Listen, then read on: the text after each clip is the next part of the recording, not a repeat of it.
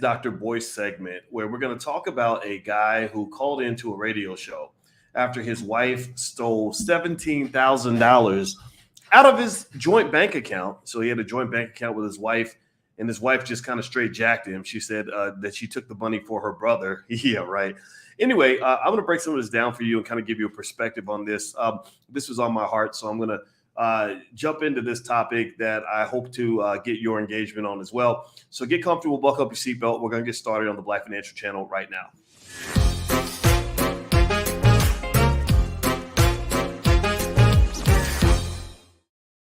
Hey, what's going on, guys? Welcome to the Black Financial Channel. This is theblackfinancialchannel.com. My name is Dr. Boyce Watkins. I am your friendly neighborhood finance professor.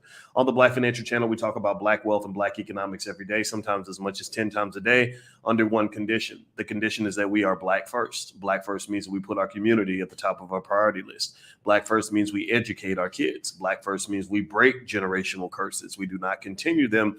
Black first means that we are teaching our children, our families, and ourselves about wealth, so that by the year 2070, our people can be the economic leaders of the world. So if you agree with this philosophy, if you agree with this plan, if you agree with this goal, if you agree with this agenda, type a hashtag B1 in the chat. Give me a hashtag B1. Also, shout out the city that you're from. Let me know which city you're from. I see Robert from Ocala. Is that Ocala or Osala? Osala, Florida. I see you. Tariq Fleming, good morning. Phyllis, good morning to you. Good morning, everybody. All right, so let me ask y'all a question.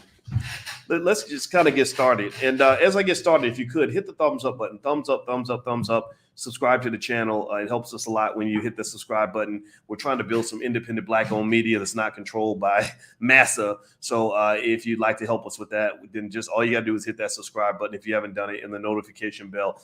So I see Donnie from Detroit, Linda from Atlanta, Lisa from Omaha, the same home of Warren Buffett. Frank Hauser, good morning to you. Robert James, Doug Sims, I see you.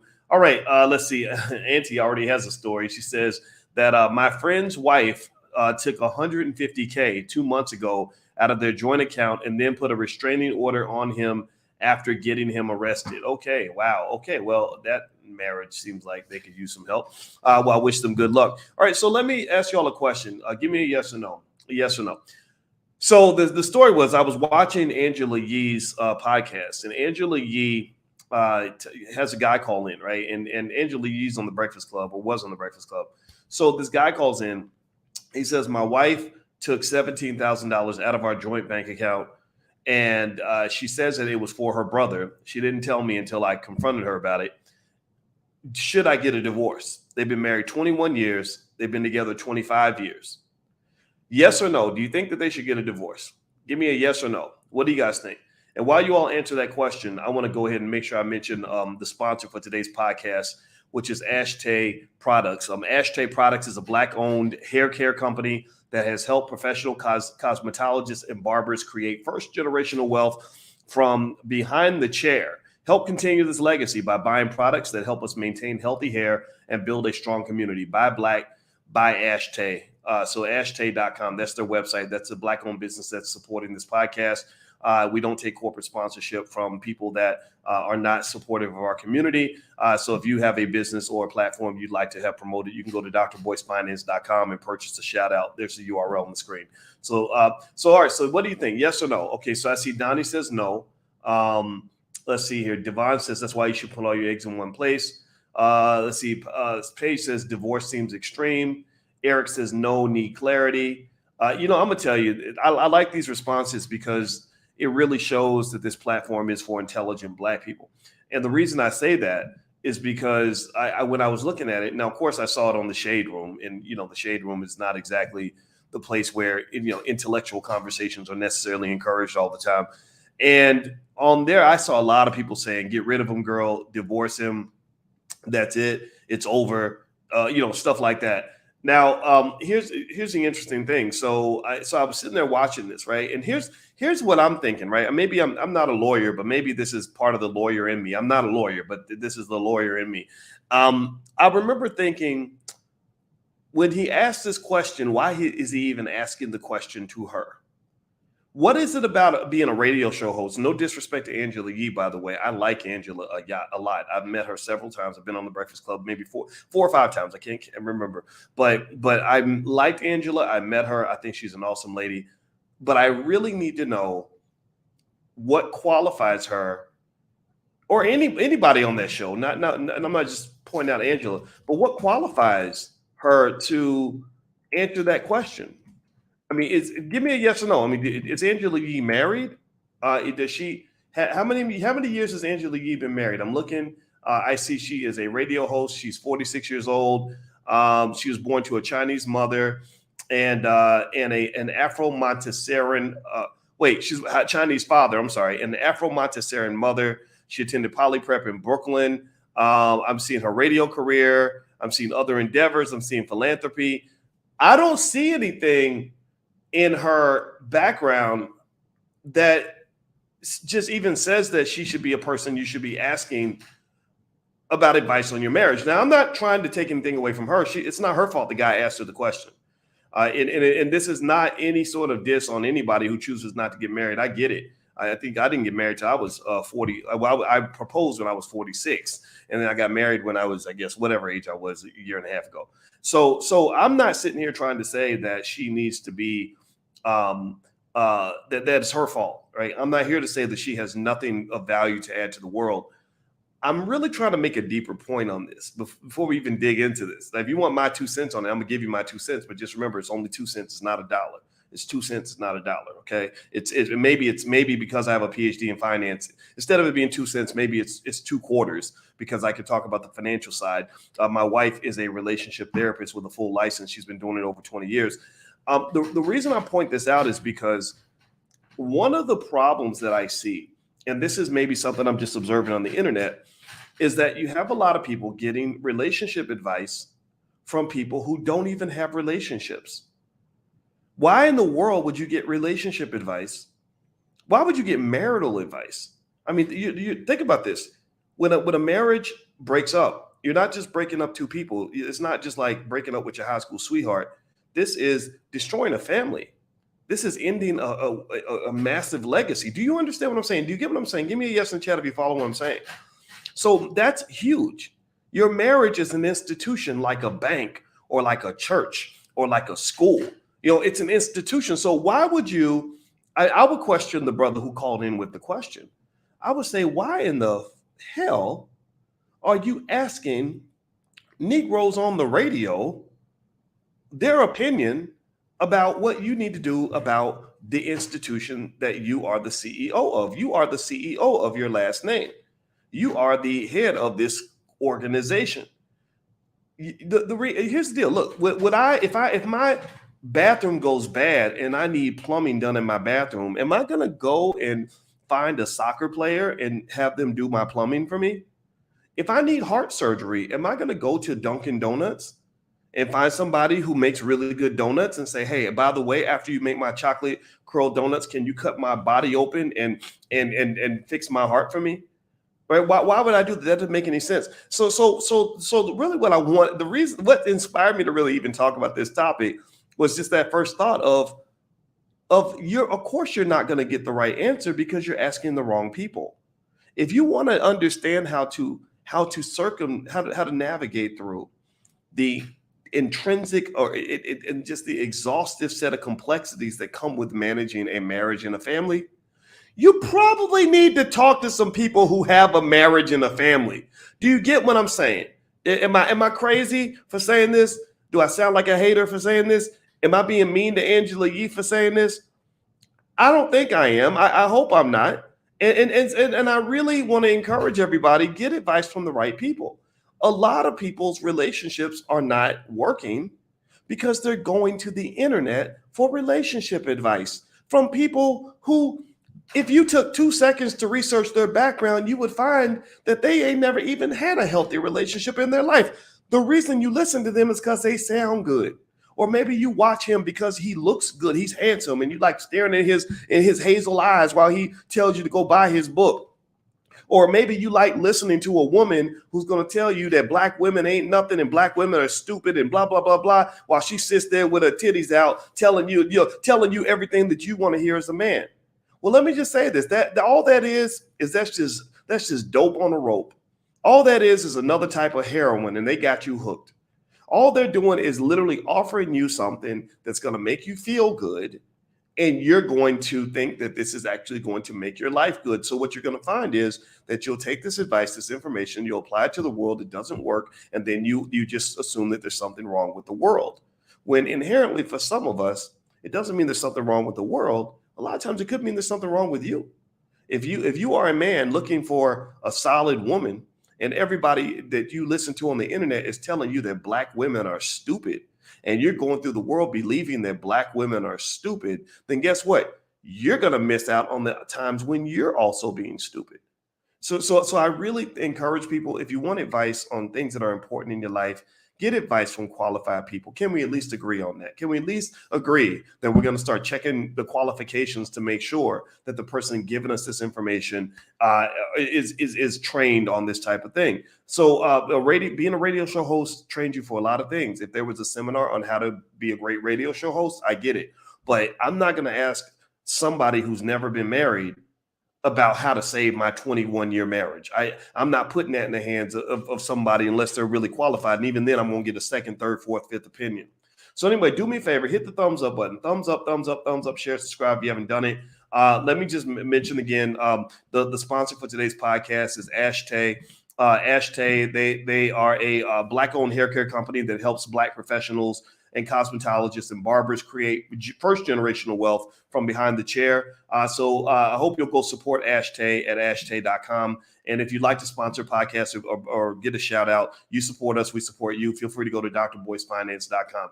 So let me kind of give my 2 cents on this. I hope it's okay. Give me permission. Let me know if it's okay if I give you a little bit. I'm going to put on my finance professor hat and give you a little bit of financial perspective on this. And then I'm also going to put on my Uncle Boyce hat and give you a little bit of black man perspective, married black man, 51-year-old Uncle Boyce point of view. Let me know if that's okay. I always ask for permission for that because I don't want to violate anybody or make anybody think that I know everything. I don't know everything.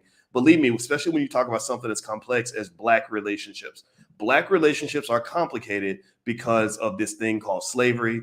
It's complicated because of this thing called oppression. It's complicated because of this thing called racism. It's complicated because of this thing called Jim Crow and all these other things. And then you blend integration in the middle of that, and you get a whole messy set of outcomes in a lot of our relationships. A lot of our relationships are just upside down and backward because a lot of our families were just so disrupted by what has been done to our people in this country. And the Black women are frustrated because some of these men don't want to stand up, don't want to be men. And some of the men are frustrated because some of the women have become men.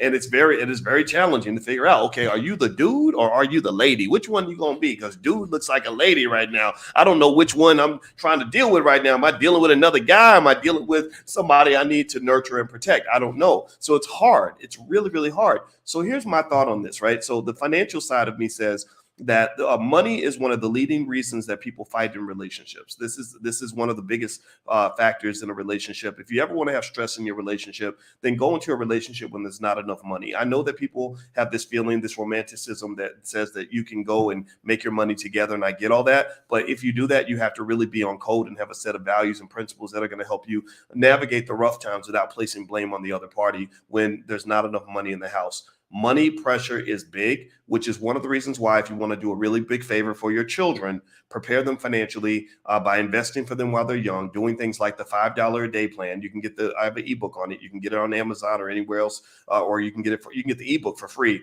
But on Amazon, you can get the hard copy. And basically things like that prepares your child to have enough money so that your daughter is not sleeping with raggedy, dusty men just so she can pay the bills, and your son is not out here feeling like less of a man because he can't pay the bills himself, or he's not out here thugging or killing or getting sent to prison. There was this crazy thing. I saw this thing. I put it on my Instagram. My Instagram is The Real Boyce Watkins. And I put on my Instagram this image where they said women were having this debate over whether or not they would date I'm going to bring my wife in on this conversation. We're going to do a pillow talk on this because I want to bring in a woman's perspective. I believe that the perspective of Black women is extremely important. And also my perspective as a man matters too. So I'm going to bring my wife in on this. But here's what the whole thing said. It said something like, women are debating, would you rather have a guy that makes $250,000 a year who makes street money, like he's out, thugging, breaking the law, whatever, versus the guy who makes $40K a year who has like a regular job?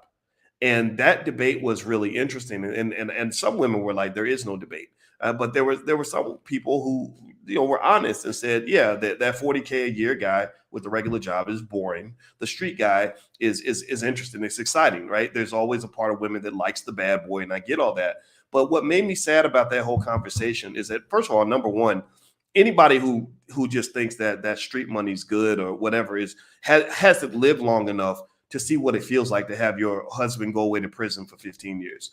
Or you haven't lived long enough to know how you traumatize your children when you're having them go through prison security in order to see their daddy and watching them scream and cry every time daddy has to go back to his cell with handcuffs on. Anybody who believes that street money is interesting and exciting are people who maybe haven't ever been like sitting in a car with a dude during a drive-by and taking a stray bullet, or watch their little baby get shot because some dude wants to kill your man. I'm not hating on it. I'm not dissing it. I'm just saying that's the reality of it. But you have to live a little bit in order to see those things, or you have to be smart enough to hear other people's stories.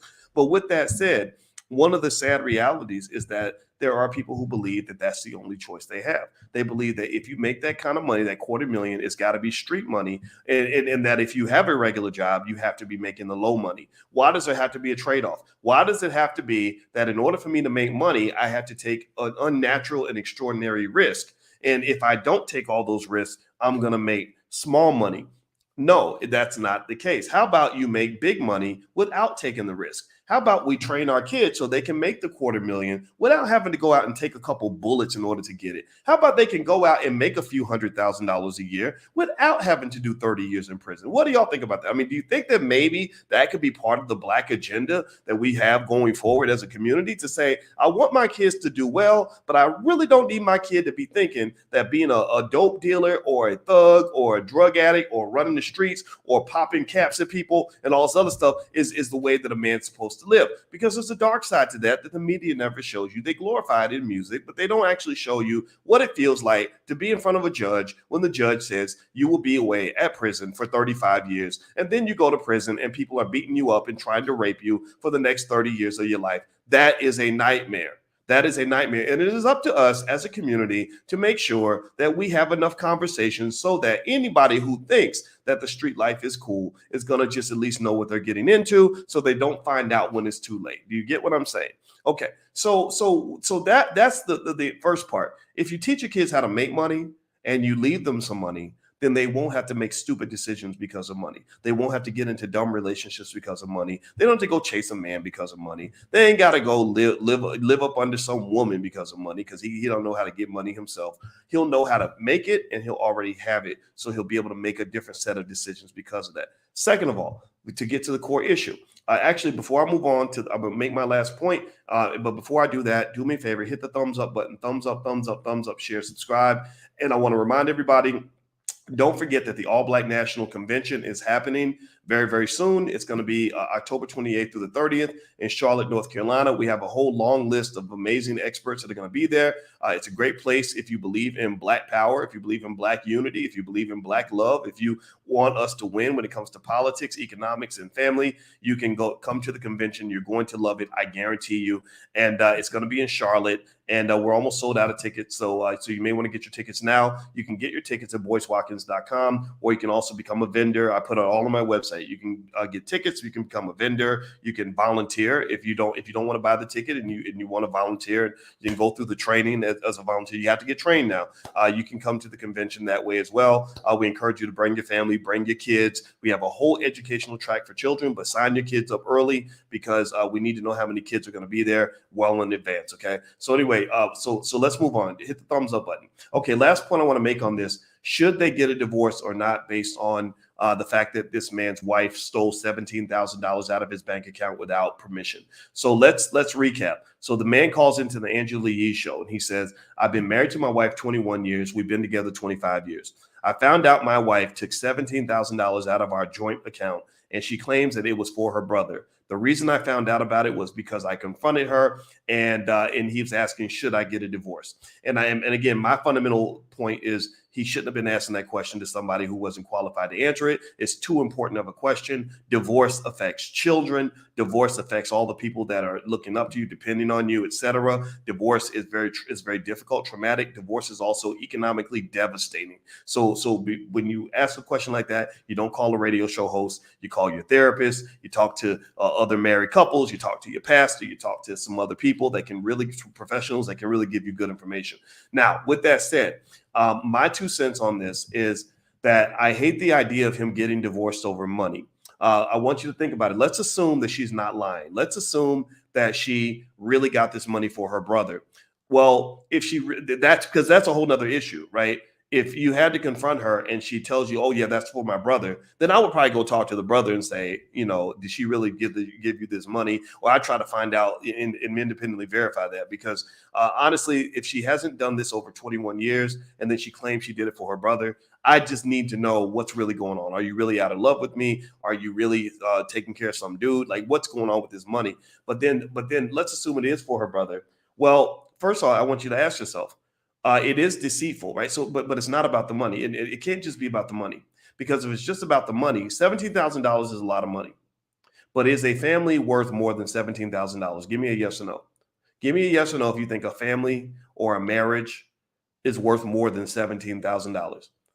You can't even buy a good car for $17,000. I'm not saying $17,000 isn't a lot of money. It's painful to lose that much money. That's a lot of money. But a family is worth more than $17,000. So if it ever got to the point where, so for anybody who thinks it's just about the money and the magnitude of the money, I would say, no, I don't think I would get a divorce for my wife for $17,000, because it's going to cost me a lot more to get that divorce, not just financially, but also emotionally, and also in terms of my children and my children's well-being is worth more than $17,000. Now, if that goes to the core issue, this is about something bigger. This is about deceit. This is about her misleading him. It's about her doing something without including him. The trust is broken. So here's what that means. That means that you probably have to invest in a therapist. You got to go get some help. Go get some professional help. Don't try to fix it all by yourself. A lot of y'all have bad relationships, like I did when I was younger. I mean, we all make mistakes. But when I look back on my life, the reason I made bad relationship choices is because I did not know who to get answers from, and I tried to solve everything myself. There are therapists out there that can help you. There are books that can help you. There are even good YouTube channels being run by trained professionals that can give you all the information, all the advice that you need. So regaining that trust is going to be a process. Therapists can help you regain that trust. Then also there's just some functional things you can do. Like, okay, all right, babe, I just want you to know from now on, because I have a problem with what you just did, I got my own bank account over here and you ain't touching none of that. A lot of couples do this. They have his bank account, her bank account, and their joint bank account. And then maybe there are rules on what we do with the joint bank account, but at the very least, I'm putting some of my money over here. That's a simple diversification strategy that might solve that problem, that my wife might jack me every now and then. And here's what's funny. I don't really know if anybody else thinks this way or not, but honestly, I kind of, 17,000 is a lot of money for most people. So that's a big difference. Now, let's say it was like $200 or $300 here, there, or whatever. I kind of would expect my wife to spend money sometimes without me necessarily knowing about it. I don't tell my wife what to do with our money. I just say, just if it's big, let me know so I can be prepared. But at the end of the day, I'm a boss, you a boss. If I tell my wife I want to buy something big, she's usually not going to stop me. But then the part of the reason we can do that is because of what I talked about earlier. We were both financially prepared. We didn't get married broke. Neither one of us came into our marriage broke. So that makes a difference. Now, if one of us had come in with all the money and the other one had no money, then that would have been kind of tough. That's why, again, and I got to run. So I'm going to finish with this. Preparing your children for life means preparing them for healthy relationships later on down the road by teaching them certain things and also making sure they show up with their own. You don't want your child to go into a relationship with somebody that's got all the resources and your child ain't got nothing because their parents didn't care enough to create a damn trust fund, insurance account, investment portfolio, none of that. So ultimately, the way you make financial decisions in a relationship is heavily dependent on how much money you have.